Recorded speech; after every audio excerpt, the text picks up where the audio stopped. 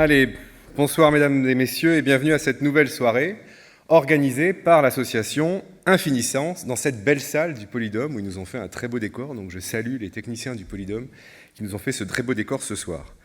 Infiniscence, vous le savez, tente depuis 2015 de diffuser les connaissances scientifiques au plus grand nombre en organisant des soirées comme celle-ci avec des chercheurs reconnus par leurs pairs et aussi connus du grand public.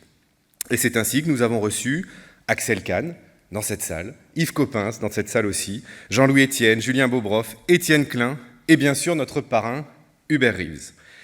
Nous avons aussi organisé avec Thomas Pesquet l'exposition interactive de ces photos qui, après avoir été présentée à l'hôtel du département, est partie en itinérance dans toute la région.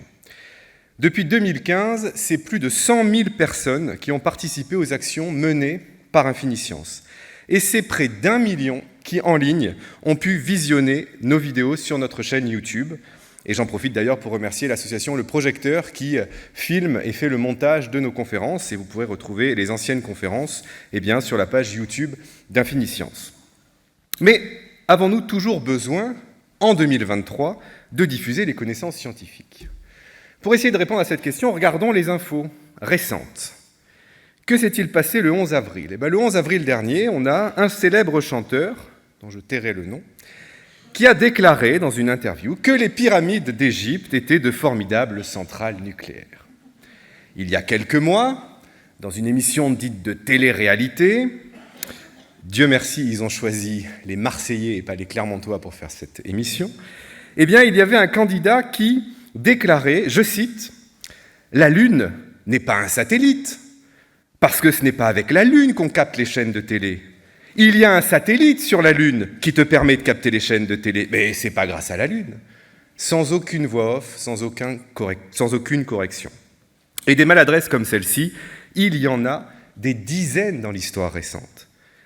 On pense par exemple à ce célèbre couturier qui était brillant dans sa profession, mais qui a voulu déclarer un jour que la station Mir allait s'écraser sur Paris. Et puis je ne peux pas évoquer ici, à Clermont-Ferrand, ce natif d'Ambert qui faisait venir les célébrités dans la région il y a 50 ans pour leur faire rencontrer les Elohim, ce peuple extraterrestre qui aurait choisi comme lieu de villégiature le Puy de la Vache. Bon, ils ont fait un bon choix quand même. Alors que manque-t-il à tous ces gens pour leur éviter de propager des idées fausses scientifiquement ? La réponse, elle est simple. Il leur manque une connaissance de la démarche et de la rigueur scientifique. Alors à Infiniscience, on s'est creusé la tête pour savoir qui était le mieux placé en France pour nous parler de la démarche scientifique. Et évidemment, en tête de notre liste, le GEPAN est arrivé. Qui mieux que les membres du GEPAN, qui vous sera présenté dans un instant, ces membres qui travaillent quotidiennement sur les témoignages d'observateurs pour essayer d'expliquer des phénomènes qui sont a priori des objets volants non identifiés. Ce sera l'objectif de cette soirée. Et avant de vous présenter notre invité du jour, j'aimerais remercier nos partenaires, ceux qui nous soutiennent depuis le début, la mairie de Clermont-Ferrand, évidemment, qui nous permet ce soir d'utiliser cette très belle salle, Clermont Métropole, le département du Puy-de-Dôme, la librairie des Volcans, et ce soir spécialement le Centre national d'études spatiales, l'Agence spatiale française. Et j'en viens maintenant à la présentation de notre invité, Vincent Coste. Alors Vincent Coste, vous êtes ingénieur diplômé de l'École supérieure d'optique. Vous avez été opticien au CNES, le Centre national d'études spatiales, pendant 27 ans, et vous avez travaillé notamment sur le satellite COROT, ce satellite qui cherche les exoplanètes. C'est d'ailleurs ce dont vous avez parlé ce matin au lycée Massillon de Clermont-Ferrand, et cet après-midi au collège Condorcet de Puy-Guillaume. Et puis depuis 2 ans, vous êtes le responsable du GEPAN, que vous nous présenterez dans un instant, et vous êtes très rare en conférence, petite confidence. J'ai appris cet après-midi par notre invité qu'il faisait une intervention par an dans les classes et que la dernière intervention publique qu'il avait fait au sujet du GEPAN, c'était il y a 5 ans. Donc c'est une soirée exceptionnelle que l'on vit bien ce soir à Clermont-Ferrand. Donc un grand merci Vincent Coste d'avoir accepté l'invitation de notre association. Et maintenant je vais me taire pour vous laisser la parole. Merci et bonne soirée à tous.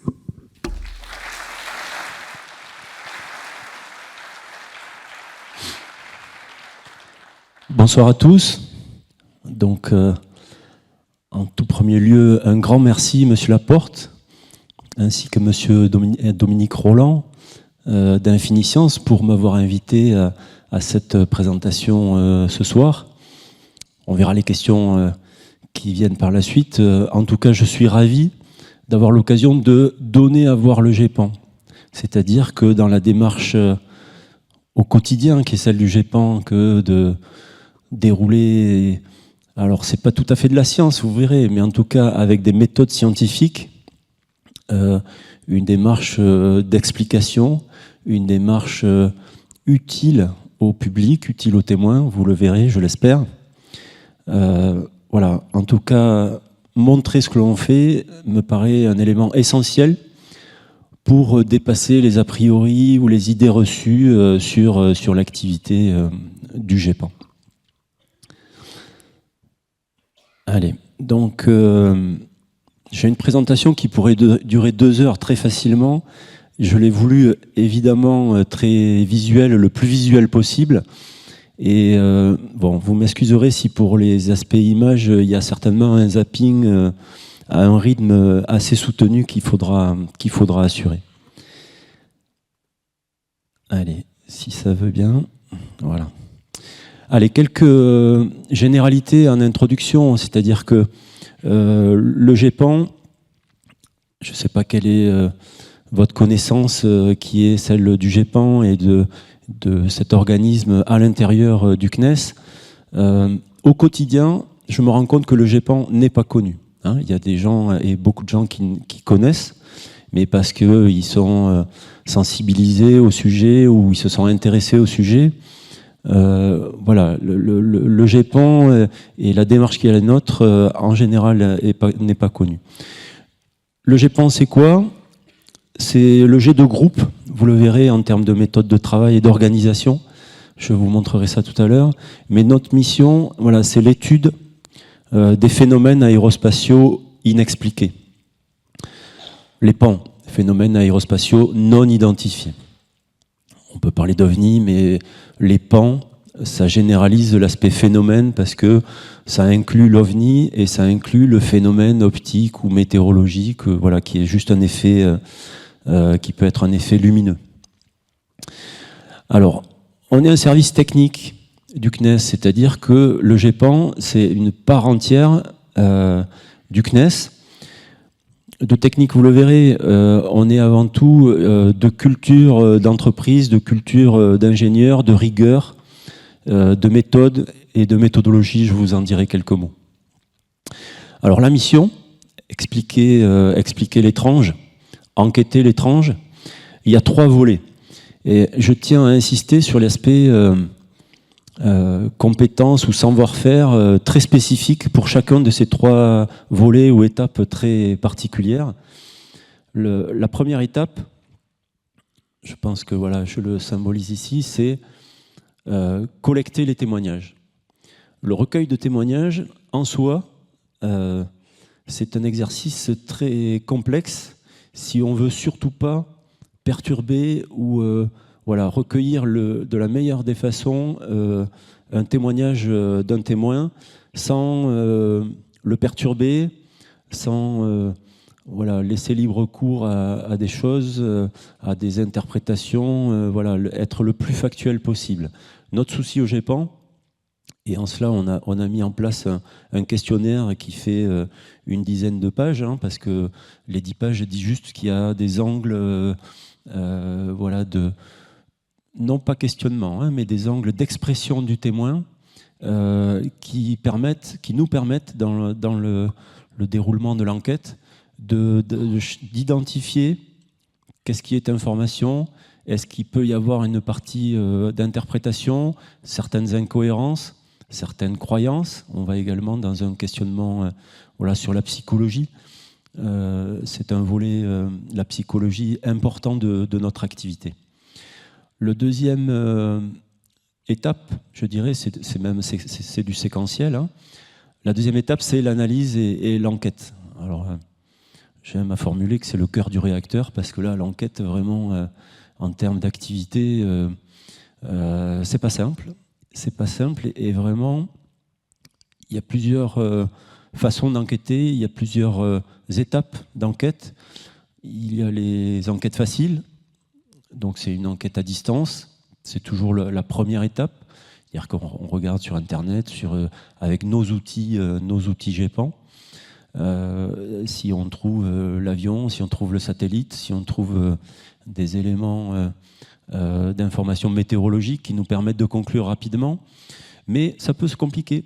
Et quand c'est compliqué, évidemment, on peut être amené à enquêter sur le terrain, c'est-à-dire aller rencontrer le témoin, à la fois pour un entretien cognitif, c'est-à-dire questionner le témoin et d'abord le laisser s'exprimer et regarder s'il n'a pas des informations complémentaires à nous apporter. Et puis s'imprégner de la configuration. Donc là, l'enquête terrain, c'est vraiment un complément très important, très intéressant quand l'enquête se complique. Et le troisième volet de l'enquête, c'est faire appel à un comité d'experts. En termes d'organisation du GEPAN, vous le verrez, on s'appuie assez régulièrement sur des experts.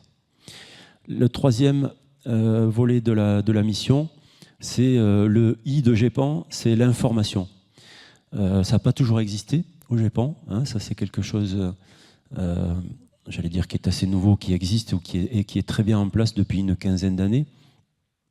C'est un effort de transparence qui est très très important et auquel on est attaché. Voilà, on publie sur notre site web l'ensemble des rapports d'enquête, l'ensemble des études et des enquêtes qui sont menées. L'organisation du GEPAN, le G de groupe, il est là le groupe.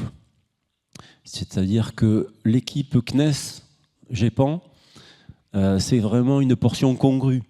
À l'échelle du CNES, 3 équivalents temps plein. Le CNES, c'est 3000 personnes. Si on compte les sous-traitants, on peut monter à 4000, 5000. Je ne sais pas quel est le chiffre exact, mais c'est l'ordre de grandeur. Donc, on est vraiment une équipe... Alors, au juste besoin, le curseur, il est bon au niveau du CNES. Mais justement, en termes d'organisation, un des savoir-faire du GEPAN, c'est de savoir s'appuyer sur des forces vives externes. Alors, il y a évidemment des expertises internes. Vous l'avez en haut à gauche, là. Expertise interne en interne CNES. On est amené avec un service de surveillance de l'espace les questionner sur la présence de satellites à des horaires extraordinairement précis. Voilà, ça c'est des questionnements très précis et des interactions extrêmement rapides. C'est une expertise interne. Ça peut être le cas également, évidemment, sur les aspects lanceurs. De façon beaucoup plus anecdotique sur des sujets, je dirais, optiques ou traitement d'images. Le pôle, il y a un pool d'enquêteurs qui est constitué aujourd'hui de 17 enquêteurs. Enquêteurs en grande partie activités bénévoles.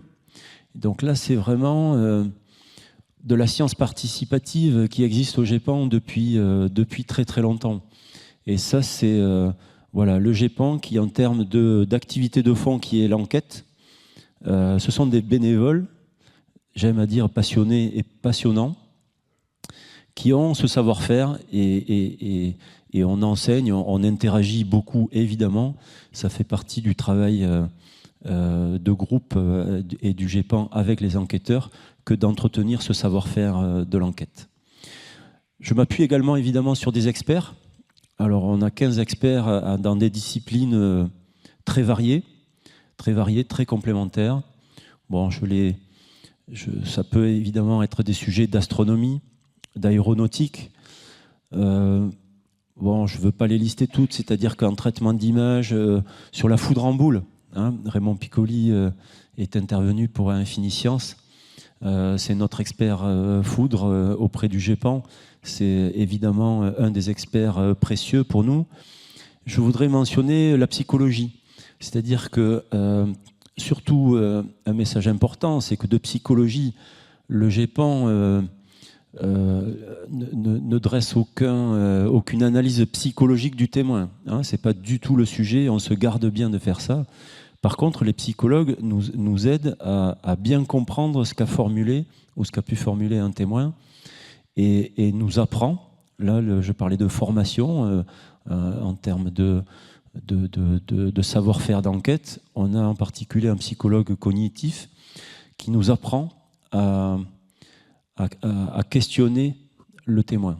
Le terme de questionner, c'est pas le bon, c'est-à-dire que justement, pour ne pas perturber un témoin, la première des démarches, c'est surtout laisser libre cours à l'expression du témoin sans avoir des questionnements trop précis, ce qui serait et ce qui est dans la culture de l'ingénieur. L'ingénieur que je suis, avec 27 ans d'activité de développement dans des applications et du matériel spatial, dans une analyse d'anomalies ou analyse de documents et autres, la première des réactions, c'est de faire une liste à l'après-vert de questionnements.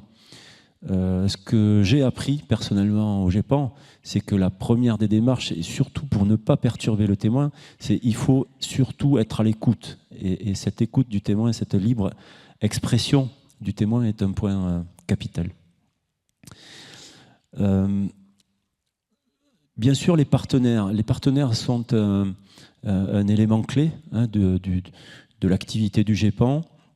La gendarmerie, en termes de recueil de témoignages, 10% de nos enquêtes, 10% de nos témoignages nous arrivent via des PV de gendarmerie. Ça, c'est un vecteur historique qui marche très très bien. Alors aujourd'hui, les témoignages, c'est tellement facile aujourd'hui de témoigner par un mail, un questionnaire qui nous est envoyé par mail. Ce questionnaire est disponible sur notre site web du GEPAN. Que voilà, 90% de nos témoignages sont un mail envoyé sur le GEPAN. Mais la gendarmerie est un vecteur important dans le recueil de témoignages. L'armée de l'air, dans les enquêtes, l'armée de l'air nous aide énormément on est dans l'aérospatial. Donc dès l'instant où on se pose la question avion, point d'interrogation, avion, drone et autres aéronefs, évidemment que notre première démarche d'enquête, c'est de solliciter l'armée de l'air pour disposer de ce jour-là, à cette heure-là, à cet endroit-là, quel était le paysage aéronautique, quelles sont les traces radars que l'armée de l'air a pu surveiller. Ça me permet également là, de bien souligner que l'activité GEPAN, évidemment, ne concerne et n'adresse que le territoire français. On se garde bien et notre mission s'arrête évidemment uniquement au territoire français. Alors, je vais lister plus rapidement, mais l'aviation civile, Météo France, le CNRS, CNRS Psychologie, CNRS Astronomie et la Police nationale sont nos partenaires historiques et importants dans le fonctionnement du GEPAN. Alors, le COPEPAN, mais allez, à l'image de tout projet CNES et je pense ailleurs dans d'autres industries, organismes et domaines, voilà, on a notre groupe de revue, ça s'appelle le COPEPAN, c'est le groupe indépendant qui vient surveiller, contrôler. Voilà, je rends compte une fois par an au COPEPAN et de l'activité du GEPAN. Je pense que c'est une démarche qui est tout à fait saine. Je vais essayer d'aller un peu plus vite sur les généralités pour vous montrer pour les illustrations et mes messages autour de ces illustrations. Les statistiques, on me questionne toujours sur les statistiques. On va faire court, c'est sur la droite les cas A et B. Cas A, on appelle cas A les cas vraiment expliqués, on est sûr. On a une mesure fournie par l'armée de l'air d'une présence d'un avion. Voilà, toute la configuration correspond. Voilà, on est certain de notre explication. En classe catégorie A, on est sur 23%. Catégorie B, voilà, ce sont des lanternes chinoises, lanternes thaïlandaises, lanternes célestes. On ne peut pas avoir de traces radar, on peut avoir aucune mesure physique fournie par un partenaire.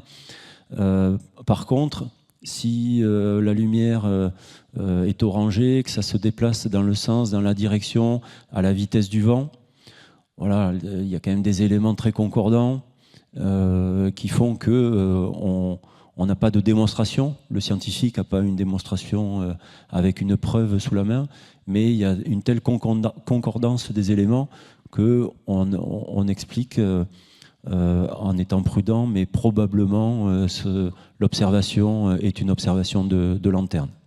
Donc quand même, à l'arrivée, dans 63% de nos enquêtes, on tient une explication dont on est certain ou probablement sûr, quoi. Voilà. Dans un tiers des cas, 32% cassés, on estime qu'on n'a pas suffisamment de données. On a un témoignage, on a des éléments, et quand on se penche dessus au cours de l'enquête, on estime que finalement, voilà, c'est trop fragile.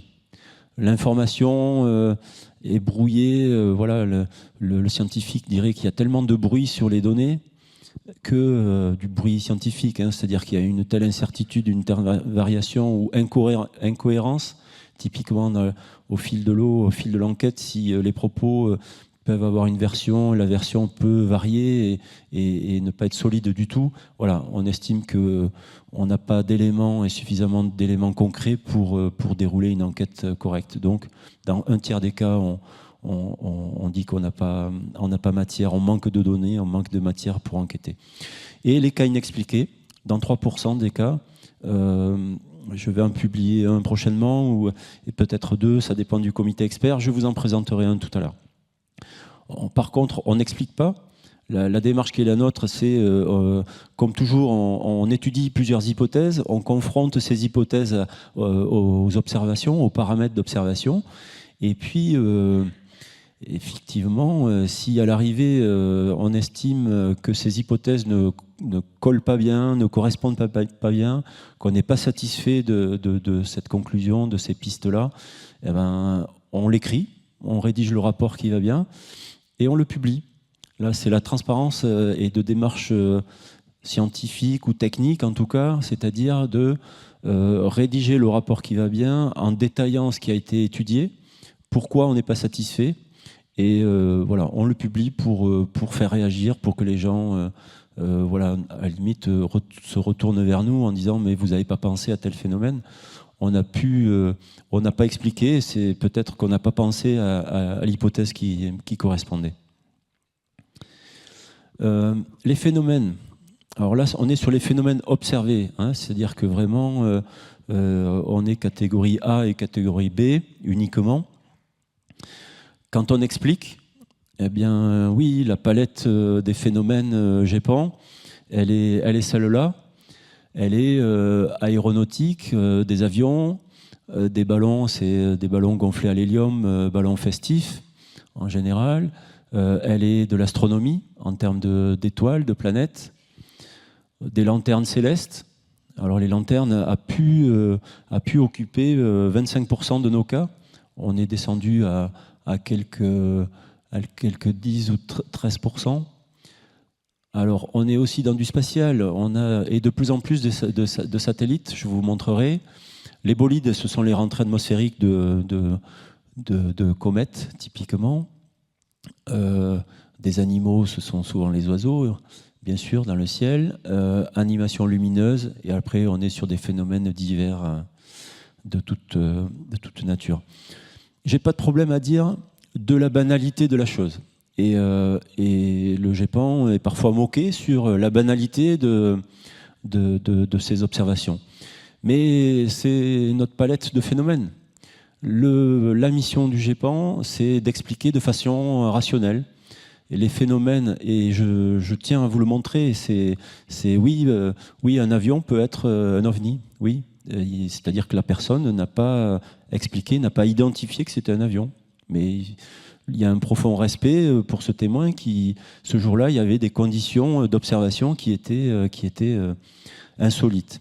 Allez, je vais vous présenter tout ça. Je ne vais pas détailler notre méthodologie, mais vous montrer que dans la démarche qui est celle du GEPAN, c'est une démarche CNES ou de scientifique. Et dans tous les domaines, chacun a sa méthodologie et sa rigueur de dérouler. Nous avons la nôtre en termes voilà, étape par étape, séquence par séquence, voilà, chaque témoignage devient une enquête, un rapport et derrière une publication avec une publication anonyme. C'est-à-dire que, réfléchissez bien, voilà, en termes de GEPAN, d'exercice, c'est chaque rapport, est publié. Donc, voilà, on s'expose sur le web, mais c'est très bien comme ça, mais ça demande un effort de mise en forme, évidemment. Et puis, il faut à tout prix rendre anonyme ce rapport. Donc, c'est vraiment, quand on part du témoignage, il faut évidemment travailler et rendre la chose anonyme. Allez, je vais passer rapidement sur ces slides. J'ai été amené à les rédiger au titre d'une présentation que j'ai faite devant la NASA. Je suis assez content de la chose, c'est-à-dire que la NASA qui réfléchit, qui est en train de réfléchir et qui conclura très, très bientôt, là, en juin ou juillet, sur est-ce que la NASA peut intervenir dans l'enquête sur les ovnis version US, version américaine, États-Unis.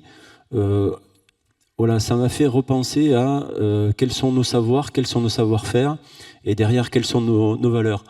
Pour faire court, allez, il y a évidemment les savoir-faire qui correspondent à chacune de ces 3 grandes étapes qui sont le recueil de témoignages, l'enquête et l'archivage. Je ne vais pas le détailler, je voudrais juste souligner en termes d'enquête, c'est la méthodologie, je viens d'en parler. Dans cette enquête, on manipule pour nous 2 grands paramètres qui sont l'étrangeté et la consistance. C'est-à-dire que c'est un petit peu notre équation à nous, j'aime à dire. C'est-à-dire que l'étrangeté de départ, elle est évidemment très haute. Le témoin démarche le GEPAN parce qu'il a fait une observation étrange. Donc l'étrangeté de départ est très très forte. Notre exercice d'enquête consiste à essayer de réduire cette étrangeté en expliquant plus ou moins bien le phénomène. Et la consistance, c'est la quantité et la qualité d'informations. Là aussi, voilà, on est très vigilant sur ce paramètre-là d'information, mais à la fois qualitative et quantitative, ça change toute notre classification finale de nos études. Je passe rapidement pour avoir le temps de vous présenter des observations visuelles. Les valeurs, allez, je vais quand même m'attarder là-dessus. C'est-à-dire que pour moi, la grande singularité du GEPAN, et je suis allé chercher ça, moi, personnellement, c'est le CNES en direct du grand public. Le témoin fait une observation étrange, et bien quelque part, il s'adresse aux scientifiques du CNES pour dire c'était quoi ce truc. Et ça, voilà, bien sûr que le CNES développe des grands systèmes pour l'intérêt du grand public, pour des applications et autres.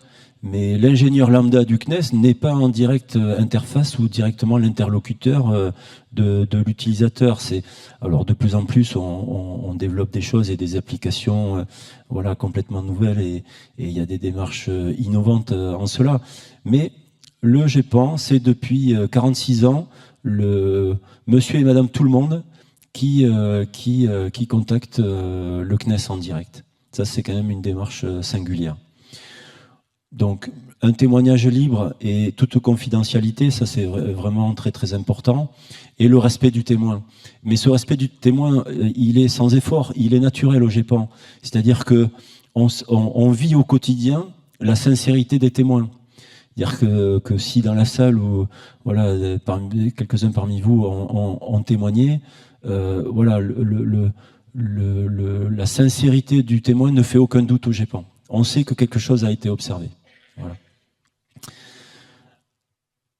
Côté enquête, je dirais, ou déroulé de la méthodologie, neutralité, objectivité, rigueur, allez, ça, ce sont des choses vraiment, bon, mais des valeurs, je dirais, techniques, scientifiques. Mais ce sont les nôtres. Recherche d'explications rationnelles. Alors, c'est là que le GEPAN je ne suis pas responsable du GEPAN parce que je suis le foufou du GEPAN qui a envie de chercher et qui cherche l'OVNI et qui croit en l'OVNI. Non, c'est pas mon cas. Moi, je suis ingénieur et dans mon parcours, je fais une séquence GEPAN. Voilà, on est vraiment en train de chercher le satellite, de chercher l'astre, de chercher l'avion qui peut expliquer l'observation. Coût très limité, moi je suis extrêmement sensible à ça. C'est-à-dire que ne pensez pas que le GEPAN au CNES, c'est une armée voilà, de ressources humaines et une dépense publique extraordinaire. Je suis extraordinairement fier du GEPAN, du groupe qui s'appuie sur des moyens, des ressources d'experts, de bénévoles enquêteurs qui sont externes et qui ne coûtent rien. C'est-à-dire que, entendez-le bien, l'expert qui travaille pour nous, c'est un expert Météo France que je vais solliciter 1 heure de temps. Et à 1 heure de temps, il me débloque une explication voilà, qui est pour lui une évidence, mais qui, pour nous, il nous donne la clé.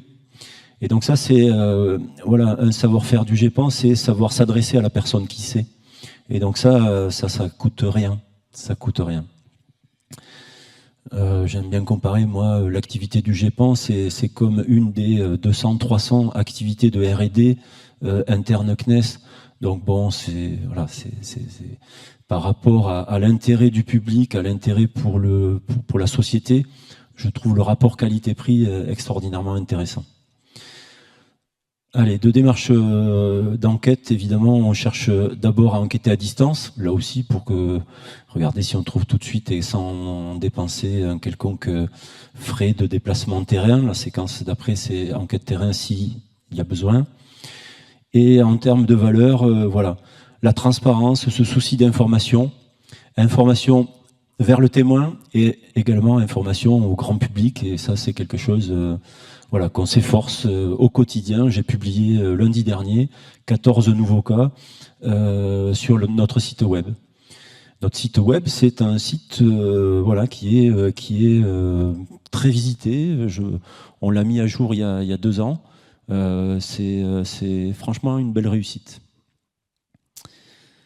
Allez, j'en viens aux explications, aux illustrations. Voici une première vidéo. Je suis content quand je vous montre ça. Je vous montre l'OVNI.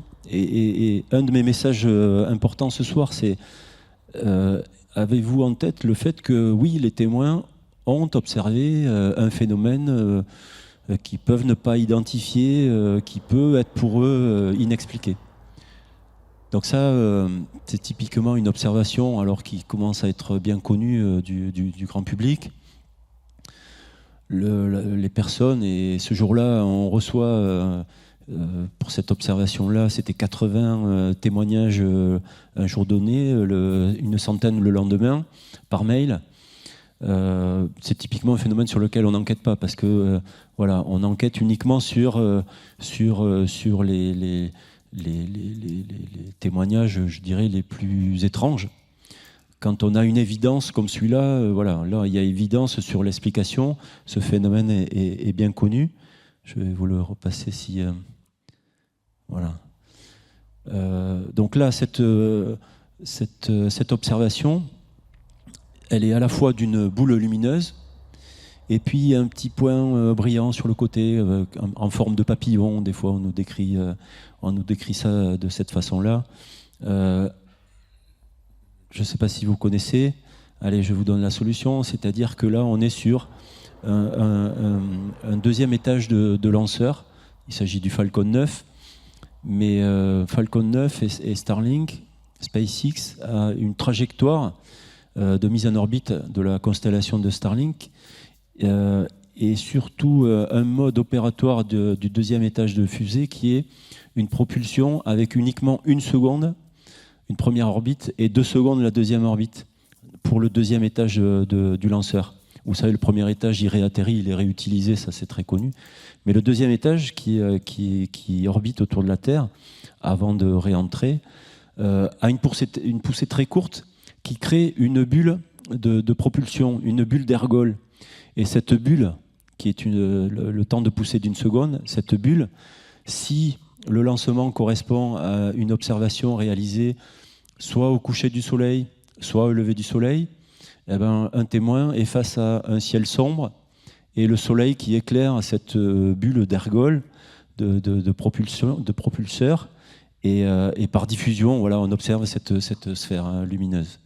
Donc là, on est, vous le voyez ici, on est sur des observations à la fois de sphères lumineuses, et puis ça peut être également une forme de papillon. Alors c'est là que la sphère, c'est la bulle de propulsion, et le papillon, c'est là que c'est vraiment l'observation ici du deuxième étage du lanceur qui est en train de se passiver, c'est-à-dire qu'il prépare sa réentrée atmosphérique. Vous savez que le lanceur, voilà, on fait en sorte qu'il rentre et qu'il vienne retomber dans les océans avant de réentrer, pour ne pas exploser à la rentrée atmosphérique, parce qu'il y a des frottements et des augmentations de température incroyables, et une combustion en particulier d'une bonne partie du matériel. Il vide les réservoirs tout simplement. Donc c'est la passivation, et du coup là aussi on est sur la diffusion du soleil sur cette ergol qui est vidée du lanceur. Alors pour l'anecdote, l'image de droite a été prise par un pilote. On voit le reflet du tableau de bord là, et c'est effectivement un témoignage que cette observation de Starlink qui est de plus en plus présente, d'observation de pilotes. Vous avez certainement l'habitude, et là aussi le chapelet de petits points, qui là aussi correspond à des Starlink, mais là on n'est plus sur le lanceur, on est sur les reflets du soleil, sur la quarantaine, la cinquantaine, la soixantaine de satellites, parce que voilà, la constellation Starlink, c'est quelque chose comme 42 000 satellites.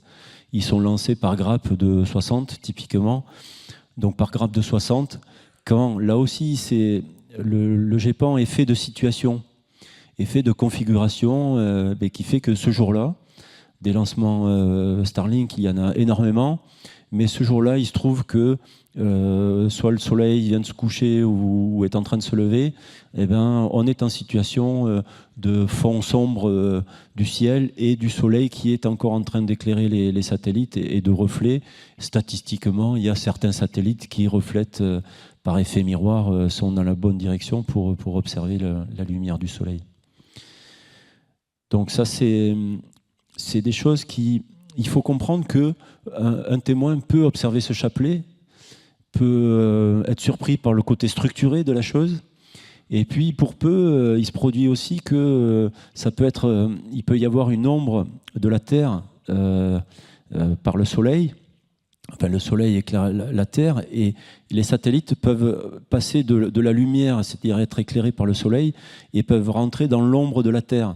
Donc il se produit des observations où les gens observent ce chapelet de satellites, et puis un par un, ils vont tous disparaître.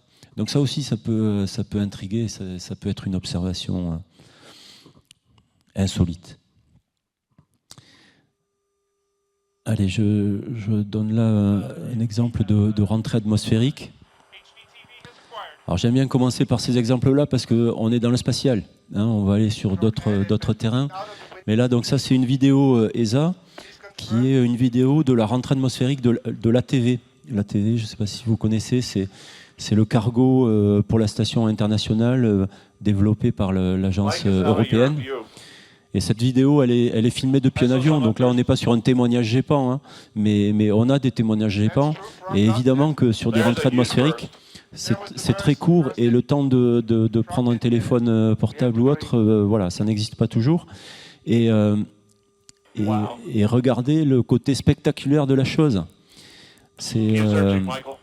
J'aimerais ce soir vous convaincre de convaincre, c'est pas un joli mot, mais vous montrer le côté spectaculaire de certaines observations, spectaculaire de l'image. Donc là, c'est vraiment le cargo et la structure qui part en 1000 débris, 1000 morceaux, qui, par la rentrée atmosphérique, voilà, se consument dans l'atmosphère et vont simplement quelques petits objets tout petits vont finir par tomber sur Terre. Je voudrais vous sensibiliser sur une chose, c'est-à-dire que l'image est spectaculaire, mais là on discute sur une image. La difficulté qui est celle du GEPAN, c'est lorsque le témoignage est allez, dans un cas sur deux, le témoignage est une simple description parce qu'il n'y a pas eu d'image. La personne n'a pas eu le temps de prendre une photo ou une vidéo. Et ça serait un exercice intéressant que de prendre certains d'entre vous et de se prêter à l'exercice de décrire l'observation. Et le texte libre de description et la compréhension par l'enquêteur de ce qu'a voulu exprimer le témoin, c'est en soi un exercice très complexe. Allez, donc là on est sur des rentrées atmosphériques, donc voilà, on a des arrêts sur image. Voilà, du spectaculaire de la chose, des couleurs, hein, les couleurs qui sont la signature de l'oxygène, du matériau qui est en train soit de fusionner, soit de se consumer. Voilà, c'est quand même personnellement, voilà, je suis très sensible au côté inexpliqué qui est lié à l'aspect spectaculaire. Allez, on passe à un autre cas assez récent, 2020. On l'a publié assez récemment celui-là. La personne filme. Je vais laisser le son pour écouter la personne. Parce que c'est voilà. Je voulais laisser la place au touloulou. Il n'y a pas de problème, c'est-à-dire, bon, voilà, la personne, elle n'est pas en panique, il n'y a pas d'émotion et tout va bien là. Donc c'est vraiment de sa part une démarche, messieurs, dames du GEPAN, est-ce que vous savez m'expliquer ce que j'ai observé ? J'observe, je vais remettre la vidéo, ça se passe là. Voilà. J'observe sur ma droite un ovni, appelons ça un ovni, pas de problème avec le terme. Un objet non identifié. Et il filme sur sa gauche un avion, il identifie très clairement l'avion de par sa traînée de condensation. Donc là, je vais faire un cours, c'est-à-dire que ce que je veux vous montrer, c'est bon, à la fois le côté singulier, là, il y a deux avions qui paraissent à la même altitude, et pourquoi il n'y a pas de traînée de condensation pour cet objet-là. On s'appuie, le GEPAN s'appuie, je vous l'ai dit tout à l'heure, sur l'armée de l'air. Sur cette enquête, on a tout de suite l'explication Cessna. Voilà, c'est un avion, c'est sur la droite, c'est un Cessna. On pourrait s'en tenir à ça. Carte de l'armée de l'air, qui pour nous, en termes de légitimité, voilà, en termes de démonstration, l'armée de l'air n'a pas de raison de ne pas n'être que factuelle. Donc on s'appuie sur la carte et on pourrait dire c'est un Cessna. Par contre, on va un petit peu au-delà. On essaye le plus souvent possible de justifier jusqu'où on peut, jusqu'où on sait faire. Et là, dans ce cas-là, voilà, avec un hémagramme, ça dit côté Météo France, voilà, connaissant l'altitude de l'objet, on sait remonter aux conditions de pression, de température et d'humidité. Et donc, à la fois avec l'hémagramme, on détermine les conditions de pression, température et humidité. Et du coup, sur une carte d'Appelman, qui est une ABAC, on va dire, voilà, technique, qui est en fonction de la température de l'environnement et en fonction de la pression, avec une ABAC sur l'humidité, un paramétrage d'humidité qui fait varier quoi ? La zone contrail, c'est la condensation, la traînée de condensation, la création de traînée de condensation. Donc l'Airbus qui est sur la gauche, il est très clairement dans un domaine d'environnement de création de traînée. Voilà. Le Cessna, lui, a possiblement basculé dans une zone, et là on justifie le fait que, oui, par un tout petit delta d'altitude et donc de conditions de température et de pression, le Cessna était, lui, dans une condition de non-création de traînées de condensation. On aime bien voilà, dans nos rapports, en faire des rapports techniques qui sont des démonstrations les plus complètes possibles, des justifications les plus complètes possibles. Viens voir, viens voir. Regarde. Oh, bah, qu'est-ce que c'est que ça? Oh! Oh! Mais ne hurle pas comme ça! Oh! Oh non, non! Mais c'est quoi? Pourquoi tu hurles? Mais c'est extraordinaire! Arrête de hurler comme ça, enfant! C'est des étoiles! Mais c'est fou!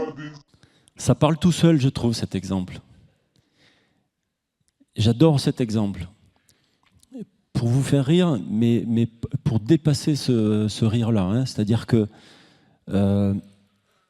oui, en 2011, cette personne a observé, je ne sais pas si vous avez reconnu le phénomène, on va y aller, mais cette personne ne comprend pas ce qu'elle observe, et elle observe l'étrange, elle observe l'inexpliqué, et cette observation, cette non-compréhension amène une émotion voilà, que tout le monde ressent très clairement dans ce témoignage-là, dans cette vidéo-là.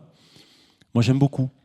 Mais j'aime beaucoup avec beaucoup de respect pour ce témoin. Hein. C'est-à-dire que 2011, vous avez reconnu le phénomène? On peut faire, hein, on est trop nombreux pour faire un jeu ou un quiz, mais donc là, il s'agit de lanternes célestes, de lanternes chinoises, lanternes thaïlandaises. En 2011, c'était peut-être pas suffisamment connu, c'était peut-être pas très connu. Et la personne observe ça dans le ciel. Bon, on peut comprendre, personnellement, je comprends qu'elle soit impressionnée, émue par cette observation. Et je me sens très utile en tant que GEPAN. C'est pas moi, c'est l'organisme, la démarche GEPAN. Je sens l'activité GEPAN extraordinairement intéressante et utile quand à cette personne-là, on lui a apporté l'explication, il s'agit de lanternes chinoises. Voilà. Ça, c'est dans la démarche et dans le quotidien du GEPAN, c'est quelque chose d'important. Et je veux vous faire sentir voilà, le paramètre émotion qui est parfois, pas tout le temps, hein, voilà, pas de raccourci s'il vous plaît, hein, mais je tiens à vous le montrer pour, voilà, dans une enquête, dans une discussion avec un témoin, il y a toujours cet exercice-là de la démarche technique GEPAN qui est c'est quoi la part du factuel, c'est quoi la part de mémoire qui a pu être peut-être perturbée, d'incohérence dans le témoignage, c'est quoi la part d'interprétation par rapport à ce qui est vu, et c'est quoi la part de la perception qui a pu être trompée, pu être perturbée. J'ai ce second exemple, alors un grand classique de l'ufologie, et c'est là que la vidéo ne traduit pas ce que le cerveau perçoit. C'est-à-dire que l'observation visuelle de 3 lumières comme ça, le cerveau il remplit le triangle. Et la perception, c'est très clairement celle d'un vaisseau. Donc là aussi, il s'agit de lanternes célestes qui se déplacent voilà, au gré du vent. Donc la démarche, elle est complètement structurée, complètement monolithique hein, de ces trois points lumineux. Et là aussi, si d'aventure les 3 bougies viennent à s'éteindre en même temps, ou une seule vient s'éteindre, voilà, la perception, quand il n'y a qu'une bougie et qu'une bougie s'éteint, ça peut être celle d'un objet qui s'échappe à une vitesse incroyable. C'est là que l'interprétation, la perception d'une lumière qui s'éteint, voilà, on va tous avoir l'impression il y a eu un effet d'échappement à des vitesses vertigineuses. Donc là aussi, il faut faire attention entre l'interprétation et la réelle observation des phénomènes. Allez, donc là, il faut que je actionne la vidéo, excusez-moi. Alors je suis content d'une chose, c'est que il se trouve que depuis quelques mois, en tout cas, bon, j'ai que 2 ans de recul moi, mais même par rapport aux années précédentes, de plus en plus de pilotes témoignent. J'ai 2 exemples de témoignages récents de pilotes. Alors l'enquête est en cours. Si vous avez des idées, je suis preneur. Je plaisante, mais pas tout à fait. C'est-à-dire que je vous montre des cas qui sont pas aujourd'hui expliqués. On a quelques idées, quelques hypothèses. Mais est-ce que vous avez vu ou pas là? Donc il s'agit de lumière qui s'allume et qui disparaît. Voilà.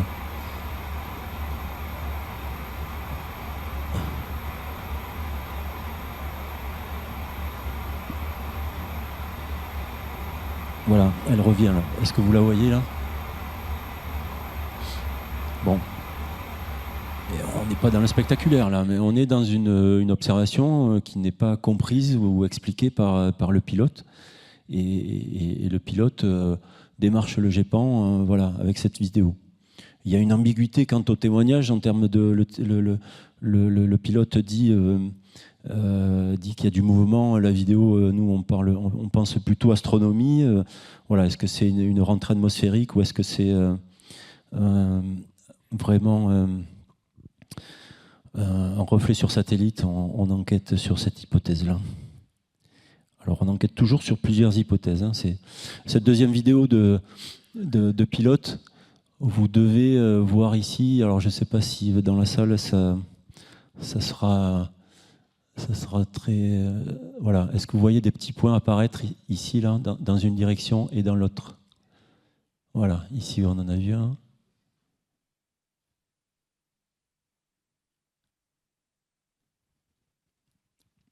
Donc là, on est dans une observation ou dans une séquence où voilà, on pense avant tout à une séquence d'observation de satellites et de reflets sur satellites, et que la densité des satellites va amener des observations de pilotes de ce type-là de plus en plus fréquentes, et que franchement, je pense qu'il faut montrer aux pilotes de plus en plus systématiquement qui peuvent être confrontés à l'observation de reflets du Soleil sur satellite. Bon, voilà.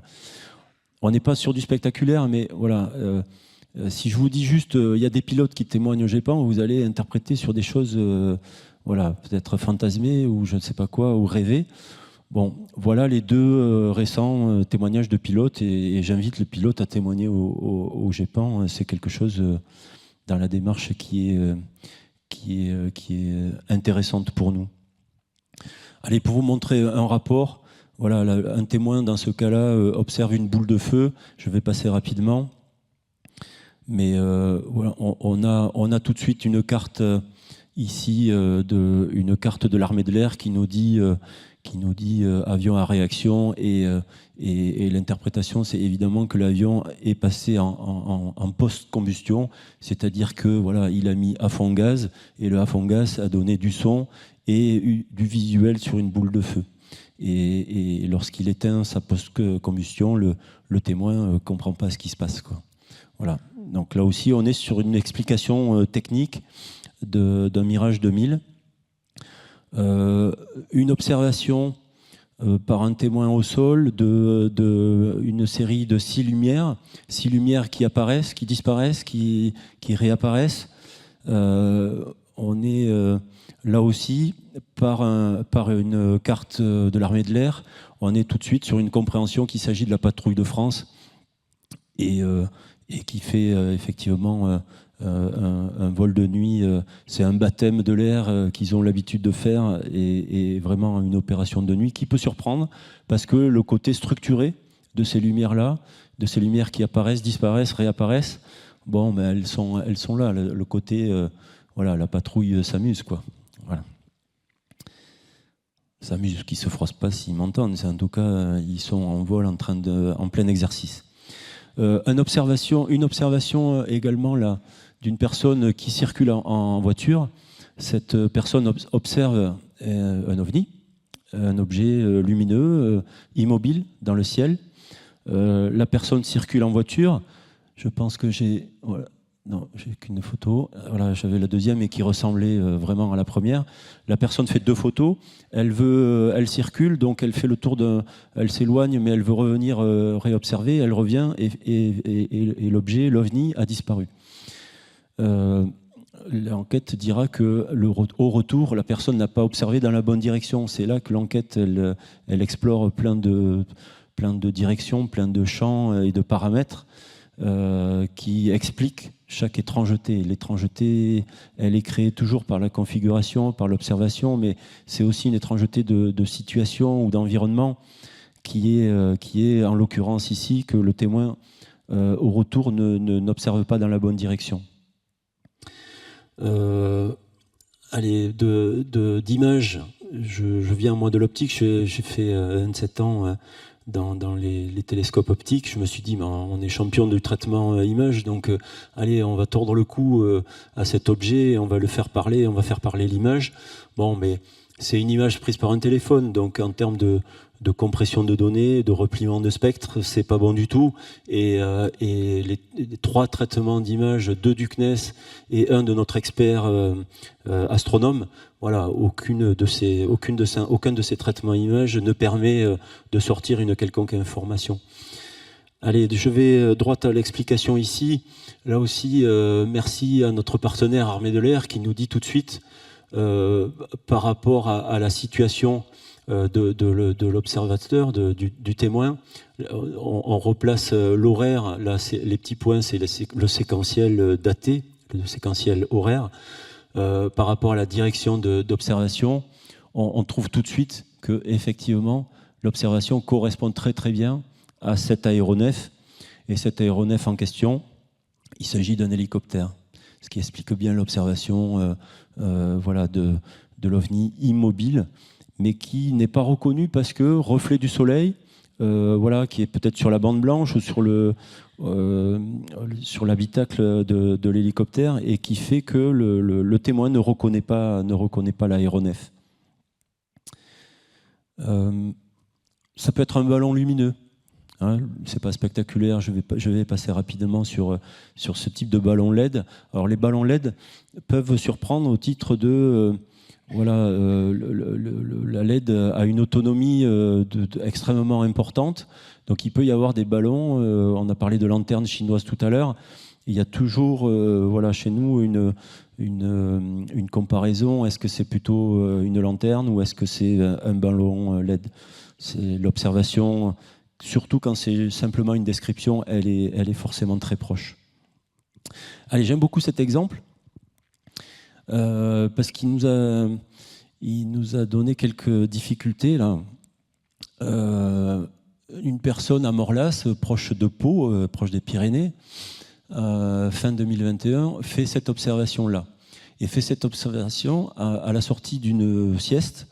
La personne a une sensation étrange. Et elle décrit avoir ressenti une vibration. Et elle observe à l'extérieur vibration et impression de tension et d'électricité dans l'air. Et elle fait cette observation-là.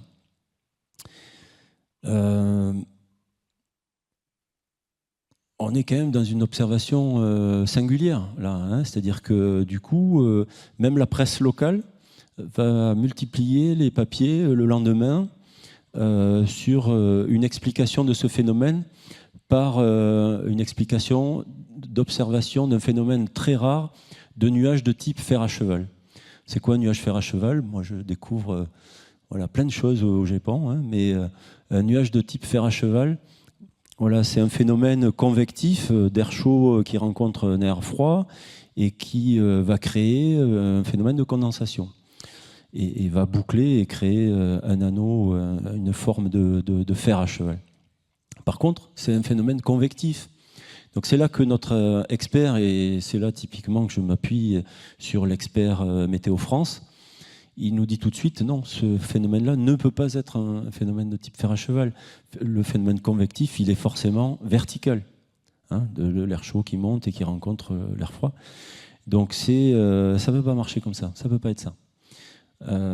Donc c'est là qu'on enquête. On enquête sur voilà, la carte de l'armée de l'air, voilà, c'est la démarche immédiate. Et franchement, on est dans l'expectative parce que, voilà, il s'agit d'un Pilatus. Alors, banco, moi, j'ai fait 1 ou 2 présentations en interne, donc voilà, je ne vais pas m'inventer ce soir, mais je le dis quand même, parce que j'ai pas de problème, ça dit le cheminement qui est le nôtre et la difficulté de l'enquête. Un Pilatus, et ben voilà, allez, c'est le Pilatus qui a créé un vortex, et il reste à comprendre comment un vortex créé par un Pilatus peut créer une condensation ou un phénomène de condensation, je ne sais pas, dans des nuages ou dans des conditions météorologiques très particulières. Bon, ben ça marche pas bien. C'est-à-dire un Pilatus, un petit avion à hélice. Donc là, il tricote, hein, il a un mouvement voilà, très, très bouclé, parce qu'il est en train de larguer des parachutistes. On est proche de Pau avec un centre de parachutistes. Ça marche pas.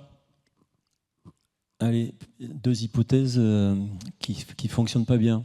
Et c'est là que la discussion avec notre expert dit bon, allez, il faut aller chercher autre chose. Et c'est une personne qu'on vient de recruter qui nous dit mais attendez, quand il y a des parachutistes qui sont largués, il y a parfois des avions à réaction qui, bien plus loin, surveillent ce qui peut se passer. Et ben, on a élargi le champ d'observation et évidemment là, il y a des avions à réaction qui sont en train de créer une condensation, une traînée de condensation. Et oui, notre expert nous dit que dans des conditions météo, on le voit bien, le plafond nuageux, il est très homogène, très stable. Et du coup, voilà, c'est des conditions extraordinairement stables qui favorisent, qui permettent à une traînée de condensation de rester structurée pendant 1 heure ou plus. Et c'est 1 heure, 45 minutes, c'est le temps qu'il a fallu avec le vent ce jour-là pour se déplacer de la 30aine de kilomètres. Et là, on est ravis de notre explication et on l'a publié lundi. C'est quelque chose qui est sur notre site web depuis lundi. Allez, je suis obligé de passer rapidement. En astronomie, j'ai cet exemple de vidéo où moi je suis ravi, c'est un témoin qui m'a contacté et qui me dit je ne sais pas si j'ai fait de l'astronomie ou si j'ai vu un ovni. Il faut voir voilà, un point lumineux ici qui apparaît. Vous l'avez vu ou je vous l'ai masqué avec le... Il va réapparaître, c'est une petite vidéo en boucle. Voilà. Donc là, allez, juste pour vous dire et faire court, c'est un reflet du soleil sur... alors non pas sur un satellite, mais il a été très très compliqué à trouver celui-là et c'est grâce à notre service de surveillance de l'espace au CNES qui nous a trouvé un 2e étage de fusée, mais qui est beaucoup beaucoup plus loin que les satellites d'orbite basse que l'on trouve et que l'on cherche habituellement. Je voudrais avoir le temps... allez, juste... je suis questionné souvent. Est-ce que vous avez observé des choses voilà, qui ne sont pas de la physique terrestre? Et bien, là, sur ce slide, en tout cas, je voudrais répondre oui. C'est-à-dire que oui, on observe des choses qui se déplacent à des vitesses qui ne sont pas réalistes, qui sont un comportement d'ovni. Et bien, d'expérience GEPAN, je dis bien, hein, c'est-à-dire peut-être ailleurs il y a des choses voilà, sur le territoire français ou à l'international. D'expérience GEPAN, les vitesses extraordinaires, ce sont des insectes, ce sont des avions, c'est-à-dire que je voudrais vous sensibiliser par ce slide sur le côté de la difficulté d'évaluer une distance, de la difficulté d'évaluer une vitesse, une dimension d'un objet qu'on ne connaît pas. Et c'est là que l'ambiguïté, la méprise peut très bien venir du fait qu'on pense qu'on est en train d'observer un vaisseau, un aéronef qui est très loin, et puis en fait c'est un moustique qui passe très très proche, quoi. Donc ça peut amener des ambiguïtés ou des erreurs d'évaluation de vitesse, de dimension. Allez, un cas inexpliqué que je vais publier prochainement. Ça se passe en Bretagne, presqu'île de Crozon, tout début 2020. Donc là, un témoin se déplace en voiture. Et alors, les conditions météo sont pas terribles. Il pleut, il y a un vent très fort. Le témoin, il est interpellé et vraiment il fait une observation qu'il trouve tout de suite très étrange. Il observe 2 rectangles lumineux. Donc là, on n'est évidemment pas sur une photo, c'est une reconstitution par le témoin de ce qu'il a pu observer. Et voilà, il observe 2 rectangles rouges voilà, derrière les arbres. Il ralentit, voilà, et il s'arrête pour observer le phénomène. Et c'est là que voilà, apparaît un 3e rectangle lumineux au-dessus des arbres. Et ce comportement du pan, des pans, on ne sait pas, voilà, finit par s'arrêter, s'immobiliser, ça s'immobilise, et puis ça va disparaître. Ça va disparaître avec des rebonds sur le relief, un comportement qui n'est pas linéaire, qui est je dirais, mou et à la fois comme un ricochet sur l'eau. C'est la description, c'est le témoignage du témoin. Le contexte, dans la quête à distance, on se rend compte tout de suite que oui, bon, il y a quand même un environnement assez complexe là, de bases navales, de centres militaires. Voilà, on étudie l'environnement météorologique. Bon, bien sûr, ce jour-là, le témoin nous le dit, il y a des nuages, il y a un environnement de vent très fort. Et là, on se dit tout de suite que c'est compliqué. On n'a pas d'hypothèse, on ne sait pas, on ne voit pas dans un premier temps. Et l'enquêteur va sur le terrain, rencontrer le témoin, entretien cognitif, là encore, je vous en ai parlé tout à l'heure, reconstitution de l'observation. Donc là, discours cohérent, le témoignage en termes de fiabilité, de qualité de l'information, on continue, tout se passe bien. Et puis l'entretien cognitif, c'est là que la personne complète son témoignage. C'est un exercice très intéressant. Il y a des branches au sol, bon, il y a du vent, donc là c'est certainement pas forcément lié au pan. La manière de disparition du pan, elle est intéressante. C'est un ricochet, comme un galet qui ricoche sur l'eau. Et puis, dans les rectangles rouges, il y a comme des petites billes mouvantes. Voici, et c'est grâce au comité expert, hein, ce truc-là, on l'a passé au comité expert, tellement on était, voilà, à pas trop être clair sur quelles hypothèses étudier, tout simplement. Eh ben, le comité d'experts a exprimé ou exposé ces pistes-là. Réflexion lumineuse, projecteur laser, avion, drone, ou projection de sémaphore. Je n'ai pas le temps, donc je fais très court. Pour nous, aujourd'hui, aucune de ces explications n'est satisfaisante. On a un rapport, je suis là dans la conclusion, rapport de 67 pages, messieurs, dames, s'il vous plaît. Bon, on peut, voilà, que l'esprit critique existe, tout ça. En tout cas, là, moi, je revendique une chose, c'est qu'on a donné le maximum. Mais par contre, à un moment donné, il faut s'arrêter, quoi. Voilà, 67 pages de rapport, les experts se sont exprimés, on ne sait pas faire mieux. Donc on va le publier et on n'a pas expliqué ce cas. Allez, je voudrais terminer par un scoop, s'il vous plaît. La vision entoptique. Pour moi, je suis ravi et je suis fier de cette nouveauté au GEPAN. Je ne dis pas si quelqu'un connaît dans la salle, je veux bien, j'accepterai pleinement. Pour avoir fait énormément de bibliographie sur le sujet, franchement, on n'a pas trouvé grand-chose. Mais je m'arrête au fait que c'est nouveau au GEPAN. Voici le point de départ. Et je suis ravi de ce point de départ parce que voilà, un de mes messages, c'est respect pour le témoin. Vous allez voir, le témoin a vraiment fait une observation. Le témoin sont des dessins. C'est un accord avec le témoin. Elle tient à être nommée. Madame De Giry a réalisé ces dessins qui témoignent de ses observations. Elle fait des observations à répétition. Et ces dessins sont magnifiques. Franchement, voilà, d'abord. Allez, on se dit ça. Après, l'artiste qu'elle est nous fait des dessins qui ont un contenu technique extraordinaire. C'est-à-dire que, allez, elle est sur son balcon, elle observe des ovnis, elle observe l'ovni qui prend des formes différentes et la forme change, le motif change.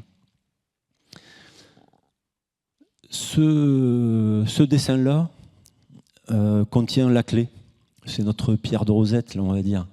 C'est-à-dire que, de témoignage, elle nous dit, à l'œil, j'observe une étoile. C'est Jupiter, c'est une planète, mais peu importe. J'observe un point lumineux, mais elle reproduit son observation, vous verrez, parce que c'est extrêmement reproductible. Elle observe un point lumineux. Et elle se dit que, là, je prends mes jumelles, et les jumelles, quand j'observe avec les jumelles, ça me révèle la vérité, ça me révèle l'OVNI. Donc c'est du séquentiel, hein, c'est pas, elle ne voit pas en une fois ces formes-là, mais voilà, elle observe, grâce à ces jumelles, elle observe ce type de phénomène dans le ciel. Donc c'est la prise en main de jumelles et l'observation par les jumelles qui lui font réaliser cette observation. Et donc là, je tiens à dire et à remercier Gilles Munch, c'est notre enquêteur et expert, à la fois quelqu'un de très expérimenté et de très utile et très dynamique au sein du GEPAN, un enquêteur bénévole. Et c'est génial. Ce monsieur nous a mis sur la piste de la vision entoptique. Donc, je tiens à le dire, on l'a publié au mois d'octobre. Et voilà, en termes de poster, on l'a publié sur notre site web.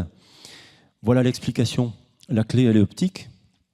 Et c'est de l'optique sans calcul. Moi, je suis ingénieur en optique, mais du coup, voilà, dès qu'il nous a mis sur la piste, voilà, je revendique d'avoir contribué à l'explication technique, qui est que oui, des jumelles qui travaillent et qui font une observation. Voilà, si j'observe un objet qui est loin, voilà, j'observe, je représente ici l'œil, on fait une image au niveau de la rétine. La rétine reçoit une image. Et ça, les jumelles, dans notre démarche, on a une rigueur qui est qu'on a testé les jumelles de cette personne. J'ai testé les jumelles de cette personne au service optique du CNES. Et ces jumelles sont très mal réglées. Sont très mal réglées en termes de focus, de focalisation. Donc cette personne, du point lumineux qui est une étoile, eh bien en fait, l'étoile est en train d'éclairer son fond d'œil. Et donc cette personne est en train d'observer sa rétine. Vous avez tous fait l'expérience de corps flottants, voilà, l'observation de corps flottants dans l'œil, voilà. L'observation des vaisseaux sanguins sur la rétine, ça c'est moins courant, ça c'est pas connu. C'est un tout petit peu connu, voilà, on a trouvé quelques publis, mais moins que 10, mais dans les années 40, 50, et franchement, voilà. Du GEPAN, aujourd'hui, moi je dis, mais attendez, je sais vous expliquer, je sais vous montrer une expérience de science amusante qui consiste à ce que chacun observe son fond d'œil. Il y a des applications grand public à trouver là-dedans. Typiquement, je me fais opérer de la rétine, c'est pas pour faire un diagnostic médical, mais je peux surveiller que ça dérive pas ou qu'il se passe pas un truc pas marrant au niveau de la rétine. Enfin, voilà, c'est un exemple, c'est juste aujourd'hui le GEPAN met ce sujet sur la table et voilà, je discute avec un ophtalmologue, mais j'irai clairement pas plus loin en tant que GEPAN. Mais on part d'une observation d'un OVNI et on arrive sur une expérience de science amusante. Voilà, je trouve que ça contient énormément de symboles de GEPAN qui respecte le témoin et qui sait que le témoin a fait une observation. Et derrière, bon, allez, je fais court, mais on est allé aussi moi je suis allé sur questionner, quelqu'un a fait quelques recherches biblio sur est-ce que ce truc-là n'est pas en train d'expliquer la polémique d'observation des canaux martiens, des astronomes voilà, au début du siècle, au début du XXe siècle, qui d'aucuns observaient des canaux martiens et pas les autres. Bon, le réglage du télescope, il est ce qu'il est. Voilà. Donc, on a réfléchi sur cette question-là. Et c'est passionnant, franchement. Donc, bon, c'est pas le rôle du GEPAN, ça c'est vraiment une question annexe, mais bon, on y a passé quelques week-ends. Si mon employeur l'entend, c'était pour le week-end, ça. Et alors, je veux terminer là-dessus. C'est que, allez, des gens, j'ai trouvé ça, moi, parce que, bon, j'aime bien rire aussi, comme tout le monde, hein, comme vous. Et en cherchant des petites plaisanteries sur les ovnis, voilà, je suis tombé sur ça, la blague « je veux y croire ». Et regardez, un œuf de Pâques avec ce motif-là. Et ben, on l'a, nous. Donc c'est là que je veux terminer par ce côté. Allez, bien sûr qu'on peut plaisanter, mais attention, attention. C'est-à-dire que voilà, l'observation de départ, le témoin qui fait une observation, il est sérieux, il est sincère, et on le respecte profondément. Et il a fait une expérience voilà, spectaculaire ou inexpliquée, en tout cas. Allez, je voudrais juste terminer par ces quelques mots. Voilà, il y a vraiment une observation inexpliquée. J'espère vous en avoir montré quelques-unes qui voilà, vont alors, il n'y a peut-être pas eu l'effet waouh, hein, je ne vous ai pas montré d'OVNI et trucs, mais voilà, notre travail au GEPAN, c'est celui-là. Les exemples que je sais vous montrer, il y en aurait d'autres, mais ça illustre assez bien la palette des observations qui sont soumises au GEPAN.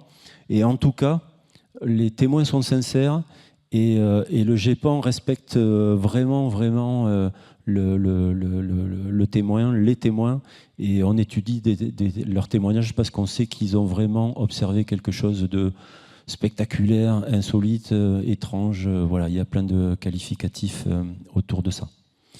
Je vous remercie.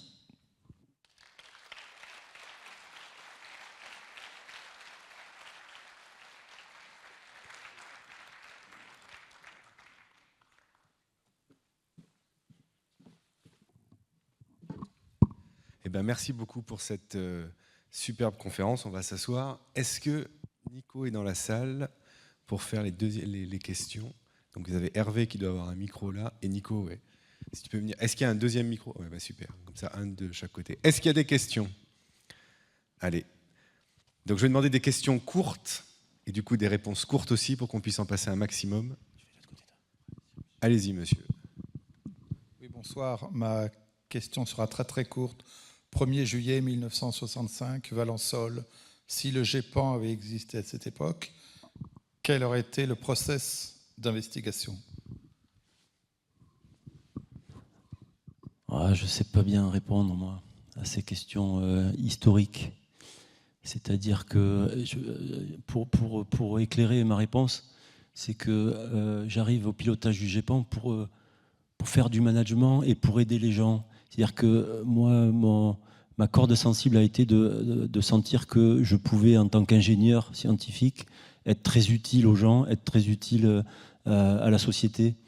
Donc je m'arrête là, je ne vais pas développer ce sujet, mais c'est ce qui m'a amené au GEPAN. Donc je suis arrivé au pilotage du GEPAN avec aucune connaissance, aucune culture voilà, ufologique. Alors ça va vous décevoir, mais bon. Par contre, Valençol, ok, je connais comme tout le monde. Et du coup, qu'est-ce qu'on aurait fait des gens enquêtent encore. Hein, je suis questionné sur Valençol. Est-ce que vous pouvez juste rappeler, parce que moi je ne sais pas ce que c'est que Valençol, qu'est-ce qui s'est passé à Valençol? Alors si vous pouvez m'aider, donc c'est l'observation sur un site Aix-en-Provence, proche d'Aix-en-Provence, de traces au sol, et Monsieur Masse qui témoigne d'un ovni à quelques mètres de haut, mais personne n'a entendu de bruit, et par contre le témoignage est vraiment d'une rencontre. Voilà. Okay. Avec des traces au sol. Mais que sont ces traces? Et voilà, en tout cas, l'enquête terrain aurait de la méthode. C'est-à-dire que en termes de démarche et de méthode, on essaie vraiment d'être extrêmement rigoureux sur l'environnement et d'essayer de pas aller trop vite sur oui, il y a une trace. Alors je ne veux pas faire un raccourci sur Valençol, mais il y a une trace à cet endroit, ça correspond tout de suite que l'OVNI était à cet endroit-là. Donc on a vraiment la mise en situation, la contextualisation et l'environnement d'observation.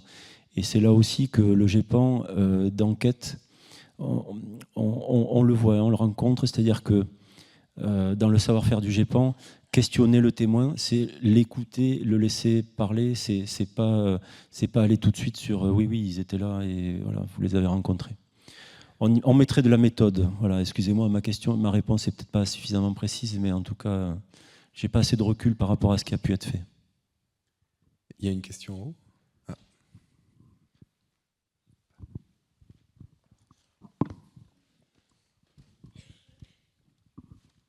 Oui, bonsoir. J'ai une question tout à fait naïve. Je ne sais pas ce que c'est que des lanternes chinoises.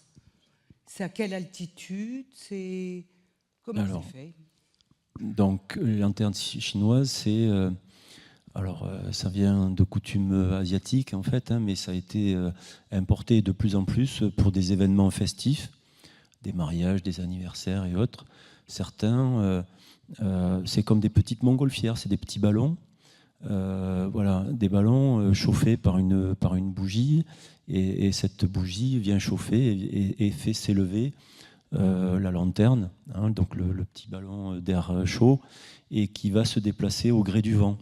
Donc c'est là que les paramètres assez simples mais très vite concordants, c'est quelle est la vitesse du vent, quelle est la direction, le sens du vent, et si ça concorde en termes d'observation, on est assez vite sur une conclusion de probable observation de lanterne ou de ballon lumineux.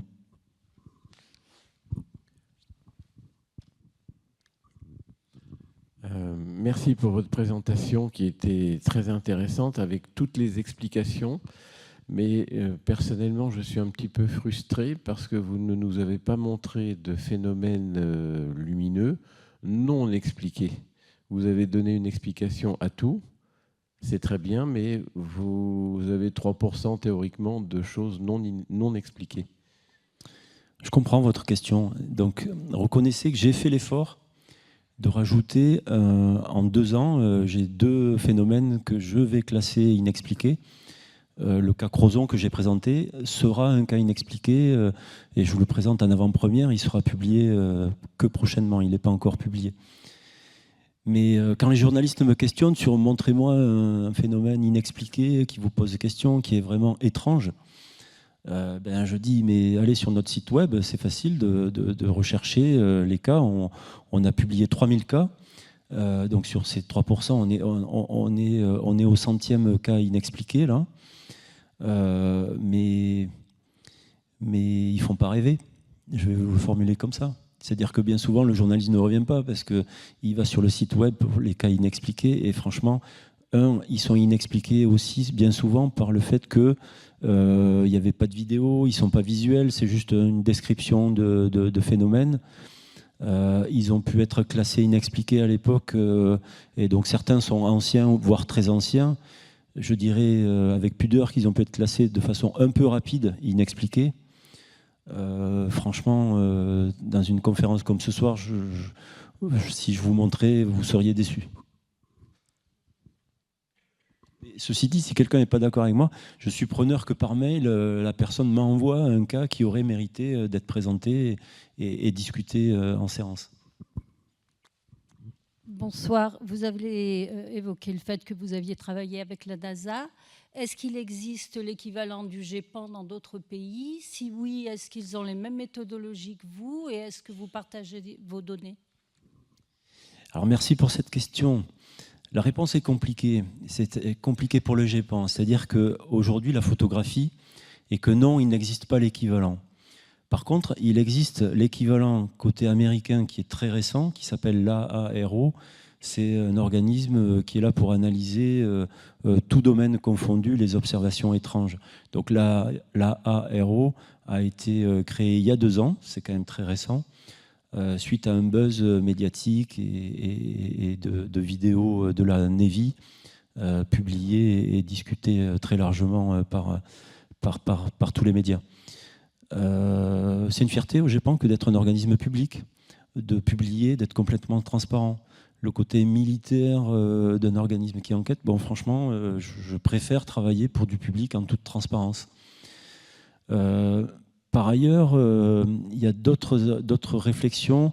Donc, ce qu'il faut bien, et je tiens à le dire, c'est-à-dire qu'y compris sur le territoire français, il y a énormément d'associations qui travaillent et qui font du bon travail.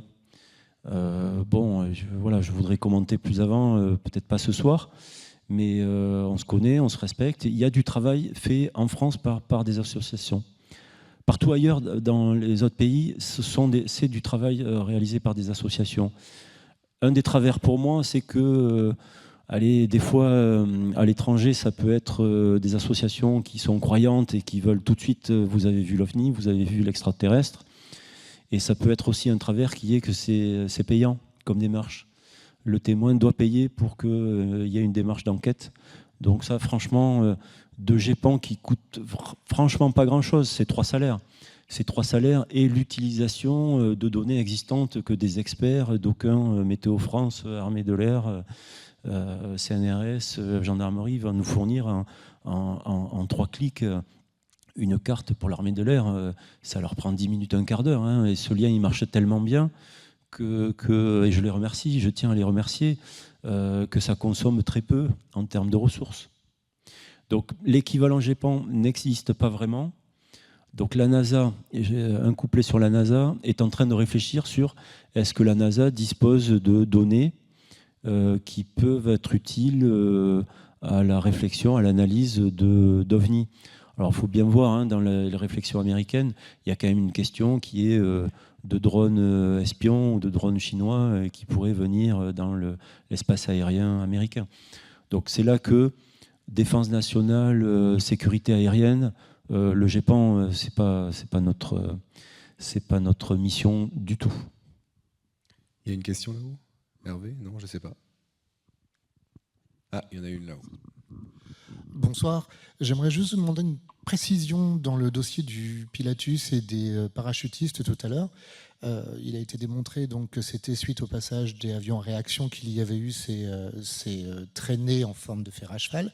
Mais qu'en est-il du ressenti du témoin qui nous disait avoir ressenti une sorte d'électricité statique, quelque chose qu'il avait sorti de son sommeil?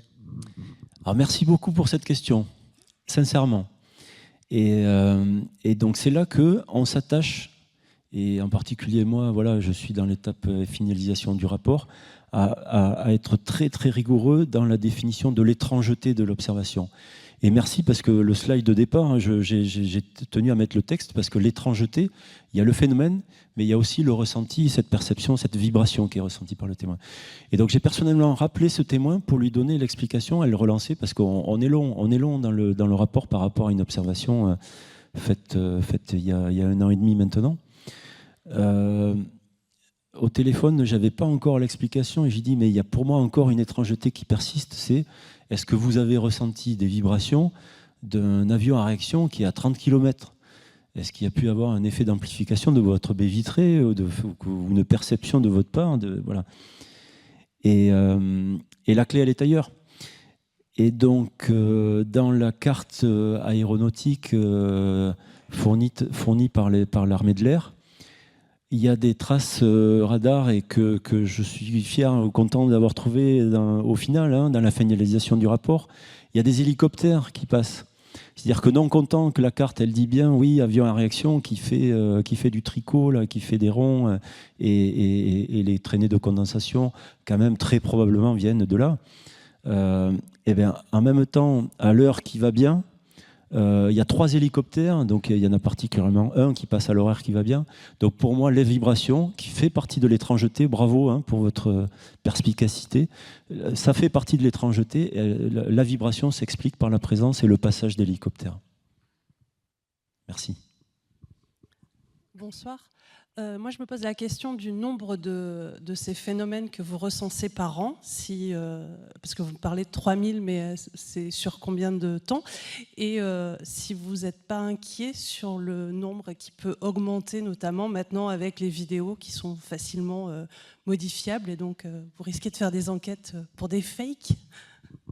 Alors, il y a plusieurs questions dans votre question. C'est une question que j'avais en arrivant au GEPAN. Tout le monde a un téléphone portable ou facilité de faire une...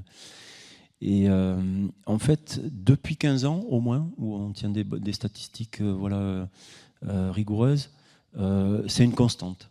C'est-à-dire que mener 100, ça peut être 200, ça peut être 150. Voilà, bon, il y a des effets Covid en particulier, mais c'est une constante. Donc il n'y a pas d'effet observé au GEPAN, d'effet de téléphone.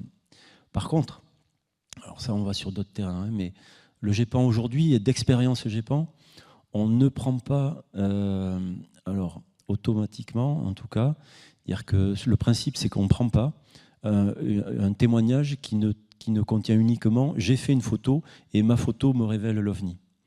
S'il n'y a pas eu l'observation visuelle qui confirme qu'il y avait bien un objet, il y avait bien quelque chose, un phénomène, on a trop d'expériences, GEPAN, d'artefacts photos, de reflets, de lumière parasite dans l'instrument qui est l'appareil photo.